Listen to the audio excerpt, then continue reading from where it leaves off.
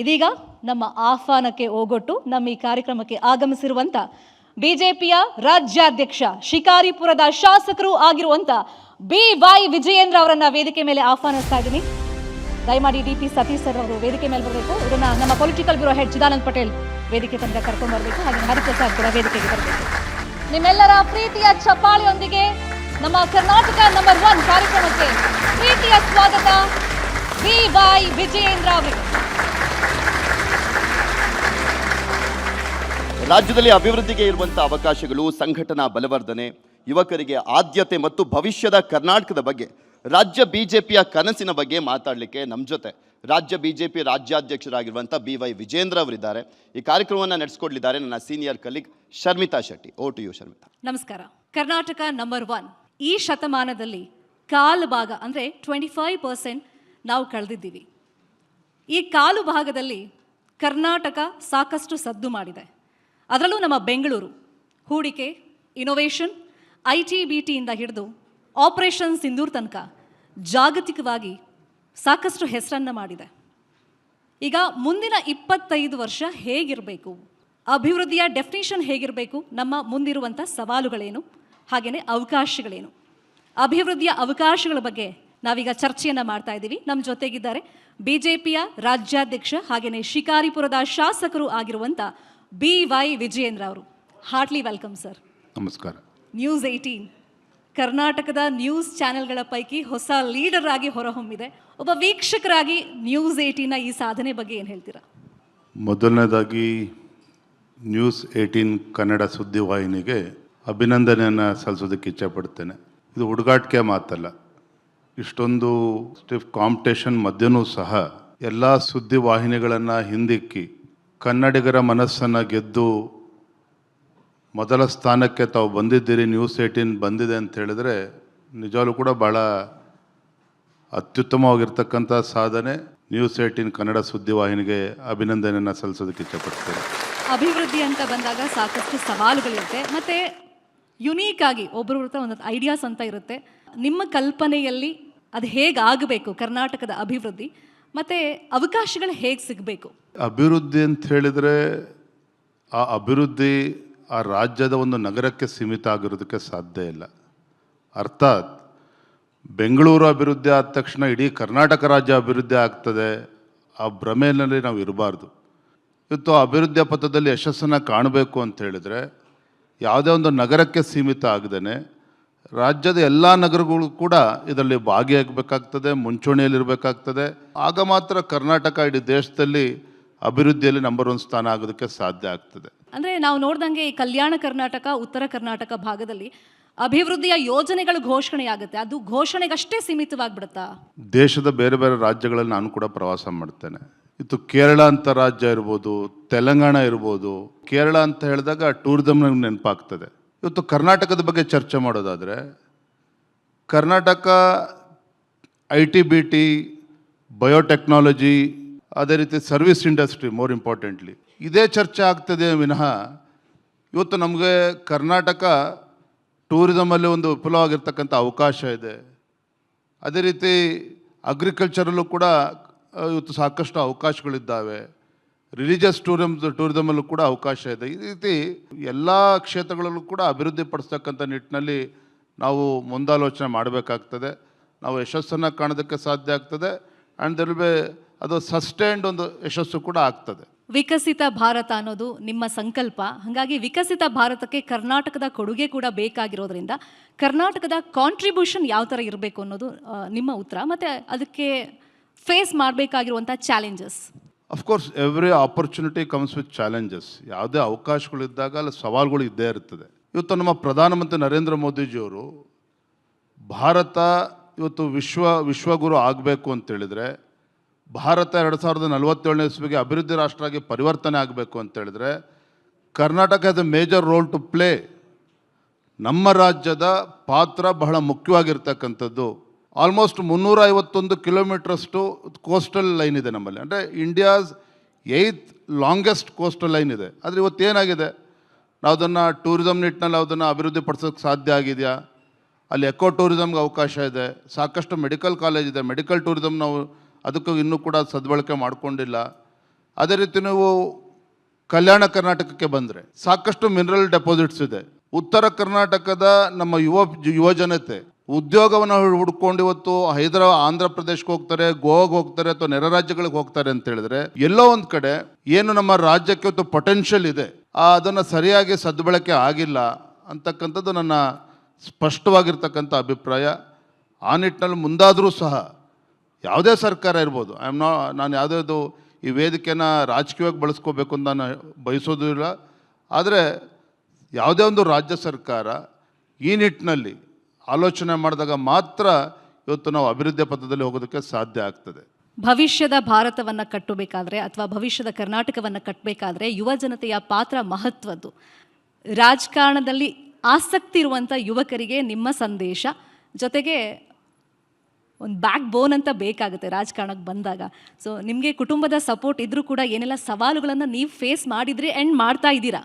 ರಾಜಕೀಯ ಕ್ಷೇತ್ರ, ನೀವು ಸಮಾಜಮುಖಿ ಸೇವೆನ ಮಾಡ್ತೀವಿ, ಅಭಿವೃದ್ಧಿ ಕೆಲಸ ಮಾಡಬೇಕು ಅನ್ನುವ ಇಚ್ಛಾಶಕ್ತಿ ಇದ್ದರೆ ರಾಜಕೀಯ ಕ್ಷೇತ್ರಕ್ಕಿಂತ ಮತ್ತೊಂದು ಒಳ್ಳೆಯ ಕ್ಷೇತ್ರ ನಿಮಗೆ ಸಿಗೋದಕ್ಕೆ ಸಾಧ್ಯ ಇಲ್ಲ. ನಾವು ರಾಜಕೀಯ ಕ್ಷೇತ್ರದಲ್ಲಿ ಬರಬೇಕು ಅಂತ ಹೇಳಿದ್ರೆ ದೂರದೃಷ್ಟಿ ಮತ್ತು ಇಚ್ಛಾಶಕ್ತಿ ಇದ್ದಾಗ ಮಾತ್ರ ನಾವು ಏನಾದರೂ ಕೂಡ ಒಂದು ಸಾಧನೆಯನ್ನು ಮಾಡೋದಕ್ಕೆ ಸಾಧ್ಯ ಆಗ್ತದೆ. ಪ್ರಧಾನಮಂತ್ರಿ ನರೇಂದ್ರ ಮೋದಿಜಿಯವರು ಸಹ ಭರವಸೆ ಇಟ್ಟಿರುವಂಥದ್ದು ಈ ದೇಶದ ಯುವ ಪೀಳಿಗೆ ಬಗ್ಗೆ. ಹಾಗಾಗಿ ಇವತ್ತು ನಮಗೆ ಗೊತ್ತಿದೆ, ಇವತ್ತು ಜಗತ್ತಿನಲ್ಲಿ ಅತಿ ಹೆಚ್ಚು ಯುವಕ ಶಕ್ತಿ ಇರ್ತಕ್ಕಂಥದ್ದು ನಮ್ಮ ಭಾರತದಲ್ಲಿ. ಆದರೆ ಆ ಯುವ ಶಕ್ತಿಯನ್ನು ಯಾವ ರೀತಿ ಸದ್ಬಳಕೆ ಮಾಡ್ಕೊಳ್ತೇವೆ ಅದು ಕೂಡ ಒಂದು ಸವಾಲು ನಮ್ಮ ಮುಂದೆ ಇದೆ. ಆ ಯುವ ಶಕ್ತಿಯನ್ನು ಸರಿಯಾಗಿ ಬಳಕೆ ಮಾಡ್ಕೊಳ್ಳದೆ ಹೋದರೆ it might become a burden tomorrow. ಯುವ ಜನತೆಯ ಸದ್ಬಳಕೆ ಅಂತ ನೀವಂದ್ರಿ. ಈ ಸದ್ಬಳಕೆ ಅಂದರೆ ಅವಕಾಶಗಳು ಬೇಕಾಗುತ್ತೆ. ಈಗಂತೂ ಜೆನ್ಝಿ ಕಾಲ ನಿಮ್ಗೆ ಗೊತ್ತಿದೆ. ಅಂದರೆ ಲಂಗು ಲಗಾಮ್ ಹಾಕೋರು ಯಾರೂ ಇಲ್ಲ ಅಂತ ಹೇಳ್ತಾರೆ, ಸರಿಯಾಗಿ ಡೈರೆಕ್ಟ್ ಮಾಡೋರು ಯಾರೂ ಇಲ್ಲ, ಸಲಹೆ ಸೂಚನೆ ಕೊಡೋರು ಯಾರೂ ಇಲ್ಲ ಅಂತ. ಸೊ ಅದಕ್ಕೆ ನಿಮ್ಮಂಥ ಯುವಕರು ಅವ್ರಿಗೇನು ಅವಕಾಶಗಳು ಸಿಗಬೇಕು ಅಂತ ಬಯಸ್ತೀರಾ? ನೋಡಿ, every crisis is an opportunity. ನಾನು ಒಂದು ಉದಾಹರಣೆ ಕೊಡ್ತೇನೆ ನಿಮಗೆ. ನಮ್ಮ ದೇಶದಲ್ಲಿ ನಕ್ಸಲಿಸಮ್ ಹಾವಳಿ ಸಾಕಷ್ಟಿತ್ತು, ಆದರೆ ಯಾವುದೇ ಕೇಂದ್ರ ಸರ್ಕಾರಗಳು ಇದನ್ನು ಭಾಳ ಗಂಭೀರವಾಗಿ ತೆಗೆದುಕೊಂಡಿರಲಿಲ್ಲ. ಆದರೆ ನರೇಂದ್ರ ಮೋದಿಜಿ ಸರ್ಕಾರ ಬಂದ ನಂತರದಲ್ಲಿ ಕಳೆದ 11 ವರ್ಷದಲ್ಲಿ ಈ ದೇಶದಲ್ಲಿ 65 ಜಿಲ್ಲೆಗಳಲ್ಲಿ ಅತಿ ಹೆಚ್ಚು ನಕ್ಸಲಿಸಮ್ ಹಾವಳಿ ಇತ್ತು. ಆದರೆ ಇದನ್ನು ಸವಾಲಾಗಿ ಸ್ವೀಕಾರ ಮಾಡಿ ಕೇಂದ್ರ ಸರ್ಕಾರ, ನರೇಂದ್ರ ಮೋದಿಜಿಯವರು, ನಮ್ಮ ಗೃಹ ಸಚಿವರಾಗಿರ್ತಕ್ಕಂಥ ಅಮಿತ್ ಶಾಜಿಯವರು ಅದನ್ನು ಸವಾಲಾಗಿ ಸ್ವೀಕಾರ ಮಾಡಿ ನಕ್ಸಲಿಸಮನ್ನು ಬುಡ ಸಮೇತ ಕಿತ್ತಾಕುವಂಥ ಕೆಲಸ ಮಾಡಬೇಕು ಅನ್ನುವ ಒಂದು ಇಚ್ಛಾಶಕ್ತಿಯೊಂದಿಗೆ ಏನು ಮಾಡಿದರು ಅಂತೇಳಿದ್ರೆ, ಅಲ್ಲಿ ಮೂಲಭೂತ ಸೌಕರ್ಯಕ್ಕೆ ಹಣವನ್ನು ಸಾವಿರಾರು ಕೋಟಿ ಹಣವನ್ನು ಕೊಟ್ಟಿದ್ದಾರೆ. ಅಲ್ಲಿ ಯುವಕರಿಗೆ ಉದ್ಯೋಗ ನಿರ್ಮಾಣ ಮಾಡ್ತಕ್ಕಂಥ ನಿಟ್ಟಿನಲ್ಲಿ ಅನೇಕ ಯೋಜನೆಗಳನ್ನು ಕೊಟ್ಟಿದ್ದಾರೆ. ಇವತ್ತು ನಕ್ಸಲಿಸಮ್ 65 ಜಿಲ್ಲೆಗಳಲ್ಲಿ ಏನಿತ್ತು ಅಂತ ನಾನು ಹೇಳ್ತಾ ಇದ್ದೇನೆ, ಇವತ್ತು 9 ಜಿಲ್ಲೆಗೆ ತಂದಿದ್ದಾರೆ. ನಮ್ಮ ರಾಜ್ಯದಲ್ಲಿ ಇವತ್ತು ಟೂರಿಸಮ್ ಇರ್ಬೋದು, ಅಗ್ರಿಕಲ್ಚರ್ ಸೆಕ್ಟರ್ ಇರ್ಬೋದು, ಅಲ್ಲಿ ಅದನ್ನು ಯಾವ ರೀತಿ ಒಂದು ಸರ್ಕಾರ ಸದ್ಬಳಕೆ ಮಾಡಿಕೊಂಡ್ರೆ ಲಕ್ಷಾಂತರ ಯುವಕರಿಗೆ ಉದ್ಯೋಗ ಸೃಷ್ಟಿ ಮಾಡೋದಕ್ಕೆ ಸಾಧ್ಯ ಆಗ್ತದೆ. ಇದೆಲ್ಲದರ ಪರಿಣಾಮ ಏನು ಅಂತ ಹೇಳಿದ್ರೆ, ಆಗಲೇ ಹೇಳಿದ್ನಲ್ಲ, ಯುವ ಶಕ್ತಿಯ ಸದ್ಬಳಕೆ. ಬೆಳವಣಿಗೆ ಅಂತ ಬಂದಾಗ, ಅಭಿವೃದ್ಧಿ ಅಂತ ಬಂದಾಗ ಸಾಮರ್ಥ್ಯ ಅನ್ನೋ ಒಂದು ಪದ ಬಂದೇ ಬರುತ್ತೆ. ಸಾಮರ್ಥ್ಯಕ್ಕೆ ತಕ್ಕಂತೆ ಕರ್ನಾಟಕ ಬೆಳವಣಿಗೆ ಆಗಿದೆ ಅಂತ ನಿಮ್ಗೆ ಅನ್ಸುತ್ತಾ? ಅನ್ಡೌಟ್ಲೆಡ್ಲಿ ನೋ. ಬೆಂಗಳೂರು ಅಭಿವೃದ್ಧಿ ಕರ್ನಾಟಕ ರಾಜ್ಯದ ಅಭಿವೃದ್ಧಿ ಅಲ್ಲ. ಕೇವಲ IT-BT ಸರ್ವಿಸ್ ಇಂಡಸ್ಟ್ರಿನಲ್ಲಿ ನಾವು ದುಡಿತಾ ಇದ್ದೇವೆ, ರಾಜ್ಯ ಹೆಸರುವಾಸಿ ಮಾಡಿದೆ ಅಂತ ಹೇಳಿದ್ರೆ, ಆದರೆ ಇನ್ನೂ ಬೇರೆ ಬೇರೆ ಕ್ಷೇತ್ರಗಳಲ್ಲಿ ನಾವು ಸಾಧನೆ ಮಾಡೋದಕ್ಕೆ ಅವಕಾಶ ಇದೆ. ರಾಜ್ಯಕ್ಕೂ ಕೂಡ ಅದರಿಂದ ಅನುಕೂಲ ಆಗ್ತದೆ. ಇದನ್ನು ಇನ್ಕ್ಲೂಸಿವ್ ಗ್ರೋತ್ ಅಂತ ಏನು ಕರಿತೇವೆ, ಅದನ್ನು ಕೂಡ ಗಮನದಲ್ಲಿ ಇಟ್ಕೊಂಡು ರಾಜ್ಯ ಇನ್ನೂ ಎತ್ತರಕ್ಕೆ ತೆಗೆದುಕೊಂಡು ಹೋಗ್ತಕ್ಕಂಥ ಒಳ್ಳೆಯ ಅವಕಾಶಗಳಿದೆ. ಕೃಷ್ಣಾ ಮೇಲ್ದಂಡೆ ಯೋಜನೆ ಬಗ್ಗೆ ಸಾಕಷ್ಟು ಚರ್ಚೆ ಆಗ್ತದೆ, ರಾಜ್ಯದಲ್ಲೂ ಕೂಡ ಚರ್ಚೆ ಆಗ್ತದೆ, ಸರ್ಕಾರ ಮಟ್ಟದಲ್ಲೂ ಕೂಡ ಚರ್ಚೆ ಆಗ್ತದೆ, ಸದನದಲ್ಲೂ ಕೂಡ ಚರ್ಚೆ ಆಗ್ತದೆ. ಇವತ್ತು because of the delay in land acquisition, because of the litigations, 18,000 ಕೋಟಿ ಇದ್ದಂಥ ಪ್ರಾಜೆಕ್ಟು ಇವತ್ತು ಬಹುತೇಕ 1 ಲಕ್ಷ ಕೋಟಿಗೆ ಬಂದು ಮುಟ್ಟಿದೆ ಕೇವಲ 15 ವರ್ಷದಲ್ಲಿ. ಇದಕ್ಕೆ ಯಾರು ಹೊಣೆಗಾರರು ಮತ್ತು ಇದಕ್ಕೆ ಯಾರು ಬೆಲೆ ತೆತ್ತಾ ಇದ್ದಾರೆ? Tax payers. ನಾನು ಮತ್ತೊಂದು ಉದಾಹರಣೆ ಕೊಡ್ತೇನೆ. ಇದೇ Bangalore international airport, Kempegowda international airport ಅಂತ ನಾವು ಕರಿತೇವೆ, ಅದನ್ನು ಬೆಂಗಳೂರು ಮತ್ತು ತುಮಕೂರು ಮಧ್ಯೆ ಮಾಡಿದ್ದೇ ಆಗಿದ್ದರೆ ಅಪ್ ಟು ಚಿತ್ರದುರ್ಗ, ದಾವಣಗೆರೆ, ಅಕ್ಕಪಕ್ಕ ಜಿಲ್ಲೆಗಳಲ್ಲೂ ಕೂಡ ಸಾಕಷ್ಟು ಅಭಿವೃದ್ಧಿ ಆಗೋಕ್ಕೆ ಸಾಧ್ಯ ಇತ್ತು. ಆದರೆ ತೆಗೆದುಕೊಂಡೋಗಿ ನೀವು ಆಂಧ್ರ ಬಾರ್ಡರ್ಗೆ ತೆಗೆದುಕೊಂಡಿದ್ರು. ನಾವೇನು ಆಂಧ್ರ ವಿರೋಧಿಗಳಲ್ಲ, ಆದರೆ ಅದು ಕರ್ನಾಟಕಕ್ಕೆ ಆ ಇಂಟರ್ನ್ಯಾಷನಲ್ ಏರ್ಪೋರ್ಟ್ ಎಷ್ಟು ಉಪಯೋಗ ಆಗಬೇಕಾಗಿತ್ತು ಆ ರೀತಿ ಉಪಯೋಗ ಆಗ್ತಾ ಇಲ್ಲ. ಜೊತೆಗೆ ಯಾವ ರೀತಿ ಬೆಂಗಳೂರಿನಲ್ಲಿ ನಾನಾ ರೀತಿಯ ಸಮಸ್ಯೆ, ನೀರಿನ ಸಮಸ್ಯೆ ಇರ್ಬೋದು, ಟ್ರಾಫಿಕ್ ಸಮಸ್ಯೆ ಇರ್ಬೋದು, ಬೇರೆ ಬೇರೆ ಸಮಸ್ಯೆಗಳನ್ನೇನು ನೋಡ್ತಾ ಇದ್ದೀರಿ. ಈ ರೀತಿ ದೂರದೃಷ್ಟಿತ್ವ ಇಟ್ಕೊಂಡು ಚಿಂತನೆ ಮಾಡಿದ್ದೇ ಆದಲ್ಲಿ ನಿಜವಾಗ್ಲೂ ಕೂಡ ಬೆಂಗಳೂರಿಗೂ ಎಷ್ಟು ಸಮಸ್ಯೆ ಆಗ್ತಾ ಇರಲಿಲ್ಲ, ಮತ್ತು ರಾಜ್ಯ ಇನ್ನೂ ಹೆಚ್ಚು ಅಭಿವೃದ್ಧಿ ಆಗ್ತಿತ್ತು ಅನ್ನೋದು ನನ್ನ ಅಭಿಪ್ರಾಯ. ಈಗ ನೀವು BJPಯ ರಾಜ್ಯಾಧ್ಯಕ್ಷರಾಗಿ ಒಂದು ಉನ್ನತ ಹುದ್ದೆಯಲ್ಲಿ ಕೂತಿದ್ದೀರಿ. ಸವಾಲುಗಳು 108 ಇರ್ಬೋದು ಪ್ರತಿದಿನ, ಆದರೆ ಈ ಅವಕಾಶಗಳ ಬಗ್ಗೆ ಅಂತ ಬಂದಾಗ ಖಂಡಿತ ನಿಮ್ಮಿಂದ ಸಾಧ್ಯ ಇದೆ. ನಾವು ಸಾಕಷ್ಟು ನಿರೀಕ್ಷೆನ ನಿಮ್ಮಿಂದ ಮಾಡ್ತೀವಿ ಅಂತ ಹೇಳ್ತಾ ಈ ಅಭಿವೃದ್ಧಿ ಅವಕಾಶಗಳು ಚರ್ಚೆಯಲ್ಲಿ ಸಂವಾದದಲ್ಲಿ ಪಾಲ್ಗೊಂಡಿದ್ದಕ್ಕೆ ಥ್ಯಾಂಕ್ ಯು ಸೋ ಮಚ್. ನಮಸ್ಕಾರ, ಧನ್ಯವಾದಗಳು. ಅಭಿವೃದ್ಧಿಯ ಅವಕಾಶಗಳ ವಿಚಾರಕ್ಕೆ ಸಂಬಂಧಪಟ್ಟಂತೆ ತಮ್ಮದೇ ಆದಂಥ ಕಲ್ಪನೆಯನ್ನು ಹೊಂದಿರುವಂಥ BY ವಿಜಯೇಂದ್ರ ಅವರು ರಾಜ್ಯ ಯಾವ ರೀತಿ ಅಭಿವೃದ್ಧಿ ಕಾಣಬೇಕು, ಯುವಕರಿಗೆ ಆದ್ಯತೆಯನ್ನು ಕೊಡಬೇಕಾಗಿದೆ, ಯುವಕರನ್ನು ಮುನ್ನೆಲೆಗೆ ತರಬೇಕು ಅನ್ನುವಂಥದ್ರ ಬಗ್ಗೆ ತಮ್ಮ ಯೋಚನೆ ಚಿಂತನೆಯನ್ನು ಹೇಳಿದ್ದಾರೆ. ಈಗ ನ್ಯೂಸ್ 18 ಕನ್ನಡದ ವತಿಯಿಂದ ಒಂದು ಚಿಕ್ಕ ಕಿರುಕಾಣಿಕೆಯನ್ನು ಸ್ವೀಕರಿಸಬೇಕು ಅಂತ ಕೇಳ್ಕೊಳ್ತಾ ಇದ್ದೀವಿ.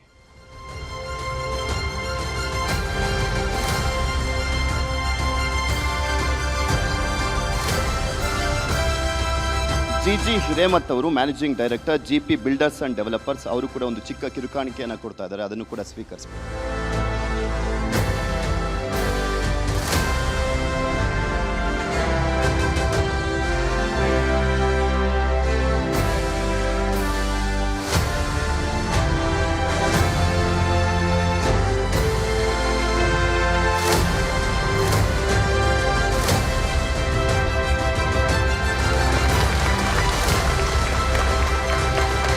ಇದೀಗ ವೇದಿಕೆ ಮೇಲೆ ಆಹ್ವಾನಿಸ್ತಾ ಇದ್ದೀನಿ ವಿಧಾನ ಪರಿಷತ್ನ ಸದಸ್ಯರು, ಕರ್ನಾಟಕ ಒಲಿಂಪಿಕ್ ಅಸೋಸಿಯೇಷನ್ ಅಧ್ಯಕ್ಷರು ಆಗಿರುವಂತಹ ಗೋವಿಂದರಾಜ್ ಅವರು ದಯಮಾಡಿ ವೇದಿಕೆ ಮೇಲೆ ಬರಬೇಕು, ನಮ್ಮ ಕಿರುಕಾಣಿಕೆಯನ್ನು ಸ್ವೀಕರಿಸಬೇಕು.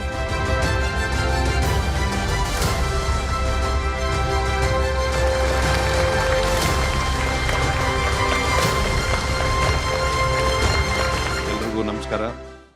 ನಾನು ಒಬ್ಬ ನ್ಯೂಸ್ 18 ಅಭಿಮಾನಿಯಾಗಿ ನ್ಯೂಸ್ 18ಗೆ ಮೊದಲನೇದಾಗಿ ಅಭಿನಂದನೆಗಳು ಸಲ್ಲಿಸ್ತೇನೆ. ನೀವು ಮೊದಲನೇ ಚಾನಲ್ ಆಗಿ ಹೊರಹೊಮ್ಮಿದ್ದೀರಾ ಅಂಥೇಳಿ. ಮತ್ತು ನಿಮ್ಮಲ್ಲಿ ಒಂದು ವಿಶೇಷ ಏನಂದರೆ ಗುಣಮಟ್ಟದ ವಿಷಯಗಳನ್ನು ತಾವು ಪ್ರಸಾರ ಮಾಡ್ತೀರಾ. ನೀವು ನಾನು ನೋಡಿರೋಂಗೆ ಎಲ್ಲೋ ಜರ್ನಲಿಸಮ್ ಇಲ್ಲ ಅಂಥೇಳಿ ನಾನು ಭಾವಿಸ್ತೇನೆ. ಯಾವಾಗಲೂ ನ್ಯಾಷನಲ್ ಚಾನಲ್ಸ್ನಲ್ಲೂ ನೋಡುವಾಗ ನಿಮ್ಮ ಚಾನಲ್ಲು ಭಾಳ ಅದ್ಭುತವಾಗಿ ಮತ್ತು ಅತ್ಯಂತ ಪರಿಣಾಮಕಾರಿಯಾಗಿ ಜನಗಳಿಗೆ ಯಾವ ಸಂದೇಶವನ್ನು ಕೊಡಬೇಕು, ಉತ್ತಮವಾದ ವಿಚಾರಗಳನ್ನು ತಿಳಿಸ್ಬೇಕು ಅನ್ನೋದನ್ನು ಭಾಳ ಸ್ಪಷ್ಟವಾಗಿ ತಿಳಿಸ್ತೀರಾ. ಅದಕ್ಕೆ ನನ್ನೆಲ್ಲ ಅಭಿನಂದನೆಗಳು. Thank you so much. ನಿಮ್ಮ ಈ ಸಹಕಾರ ಹೀಗೆ ಮುಂದುವರಿಬೇಕು ಅಂತ ಕೇಳ್ಕೊಳ್ತೀನಿ. Thank you. GBA ಕಮಿಷನರ್ ಆಗಿರುವಂತಹ ಶ್ರೀ ಮಹೇಶ್ವರ್ ರಾವ್ ಅವರು, ಕರ್ನಾಟಕದ ಅಭಿವೃದ್ಧಿಯಲ್ಲಿ GBA ಪಾಲು ಮಹತ್ವದ್ದಿದೆ. ಬರ್ಲಿ ಜೋರಾದ ಚಪ್ಪಾಳೆ, ಪ್ರೋತ್ಸಾಹದ ಚಪ್ಪಾಳೆ.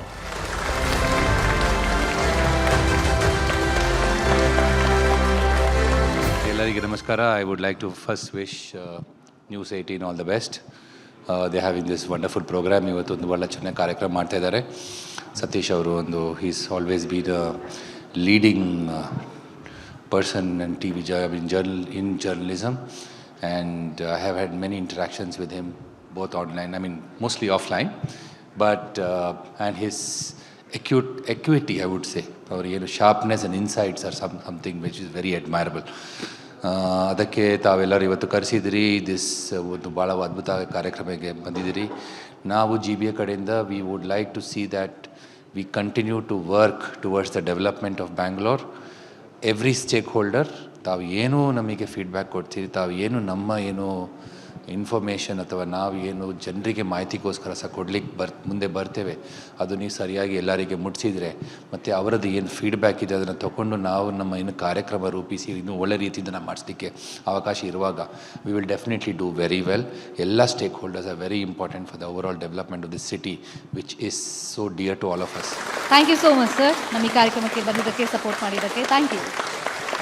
ಇದೀಗ ವೇದಿಕೆ ಮೇಲೆ ಆಹ್ವಾನಿಸ್ತಾ ಇದ್ದೀನಿ ಕನ್ನಡ ಪರ ಹೋರಾಟಗಾರರು, ಬನವಾಸಿ ಬಳಗದ ಶ್ರೀ ಆನಂದ್ ಅವರು ದಯಮಾಡಿ ವೇದಿಕೆ ಮೇಲೆ ಬರಬೇಕು. ಅವರ ಸಹಕಾರ ಕೂಡ ನಮ್ಮ ಗೆಲುವಿನಲ್ಲಿ ಇದೆ.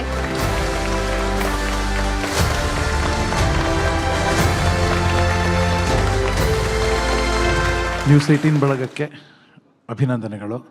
ಕರ್ನಾಟಕ, ಕನ್ನಡಿಗ ಈ ವಿಷಯಗಳಿಗೆ ಬಂದಾಗ ನಮಗೂ ನಮ್ದು ಏನಾರ ಒಂದು ನಿಲುವಿದೆ, ಅದನ್ನು ಜನತೆಗೆ ಮುಟ್ಟಿಸ್ಬೇಕು ಅಂದಾಗ ಅದನ್ನು ಮುಟ್ಟಿಸೋದ್ರಲ್ಲಿ ತುಂಬ ತುಂಬ ತುಂಬ ತುಂಬ ಸಹಕಾರ ನೀಡಿದ್ದಾರೆ. ಕನ್ನಡ ಪರವಾದ ನಿಲುವು, ಅದು ನಮಗೂ ಬೆಂಬಲ, ನಾಡಿಗೂ ಬೆಂಬಲ. ಇದು ಮುಂದುವರಿಯಲಿ. ಮತ್ತೊಮ್ಮೆ ತಂಡಕ್ಕೆ ಅಭಿನಂದನೆಗಳು. ನ್ಯೂಸ್ 18ಗೆ ಮತ್ತಷ್ಟು ಗೆಲುವಾಗಲಿ ಅಂತ ಹಾರೈಸ್ತೀನಿ. ನಮಸ್ತೆ. ನಿಮ್ಮ ಬೆಂಬಲಕ್ಕೆ ಧನ್ಯವಾದಗಳು. Thank you so much sir. ಇದೀಗ ವೇದಿಕೆ ಮೇಲೆ ಆಹ್ವಾನಿಸ್ತಾ ಇದ್ದೀನಿ FKCCIನ ಫಾರ್ಮರ್ ಪ್ರೆಸಿಡೆಂಟ್ ಆಗಿರುವಂಥ ಡಾಕ್ಟರ್ ಮುರಳೀಧರ್ ಅವರು ದಯಮಾಡಿ ಬರಬೇಕು ಸರ್. ನ್ಯೂಸ್ 18 ಕನ್ನಡದ ಕಿರುಕಾಣಿಕೆಯನ್ನು ಸ್ವೀಕರಿಸಬೇಕು.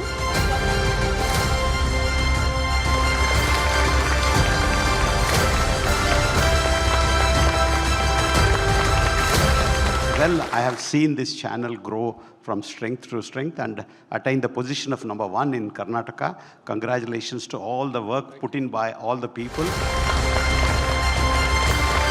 ರೈತ ಮುಖಂಡರಾಗಿರುವಂಥ ತೇಜಸ್ವಿ ಪಟೇಲ್ ಅವರು ದಯಮಾಡಿ ವೇದಿಕೆ ಮೇಲೆ ಬರಬೇಕು ಅಂತ ಕೇಳ್ಕೊಳ್ತಾ ಇದ್ದೀನಿ. ನ್ಯೂಸ್ 18 ಕನ್ನಡದ ಪರವಾಗಿ ಅವ್ರಿಗೊಂದು ಕಿರುಕಾಣಿಕೆ.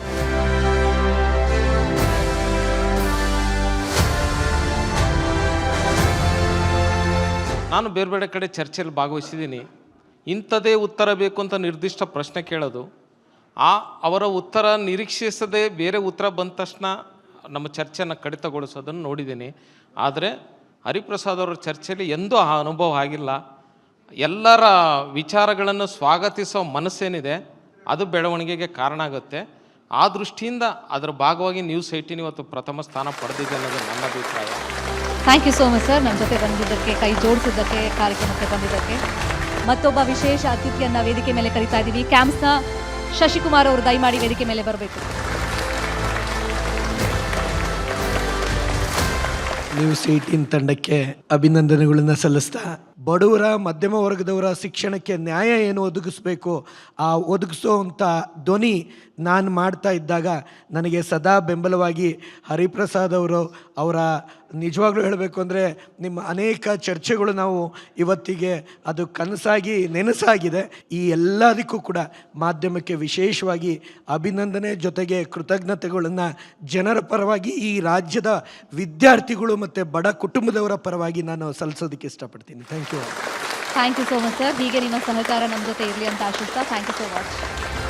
ಈಗ ವೇದಿಕೆ ಮೇಲೆ ನಿಮ್ಮೆಲ್ಲರ ಜೋರಾದ ಚಪ್ಪಾಳೆಯೊಂದಿಗೆ ಆಹ್ವಾನಿಸ್ತಾ ಇದ್ದೀನಿ south India's number 1 gold buyers white ಗೋಲ್ಡ್ನ ಮ್ಯಾನೇಜಿಂಗ್ ಡೈರೆಕ್ಟರ್ ಆಗಿರುವಂತ ಮಿಸ್ಟರ್ ಬಾಬು CJ ಅವರು ದಯಮಾಡಿ ವೇದಿಕೆ ಮೇಲೆ ಬರಬೇಕು.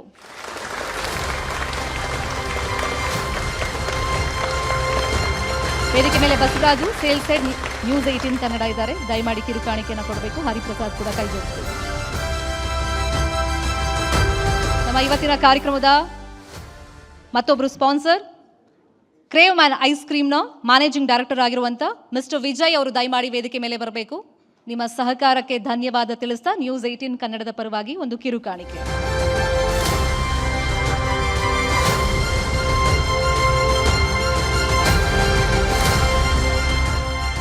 ಆಡ್ 6 ಅಡ್ವರ್ಟೈಸಿಂಗ್ನ ಮ್ಯಾನೇಜಿಂಗ್ ಡೈರೆಕ್ಟರ್ ಆಗಿರುವಂಥ ಶ್ರೀಮತಿ ವಿಜಯಕಲಾ ಅವರು ದಯಮಾಡಿ ವೇದಿಕೆ ಮೇಲೆ ಬರಬೇಕು.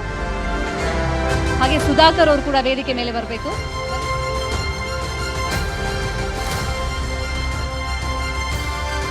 ನಿಯೋ ಹೀಟ್ ಪಂಪ್ನ ಪ್ರೊಪ್ರೈಟರ್ ಕೀರ್ತಿ ಮಹಾದೇವ್ ಅವರು ದಯಮಾಡಿ ವೇದಿಕೆ ಮೇಲೆ ಬರಬೇಕು.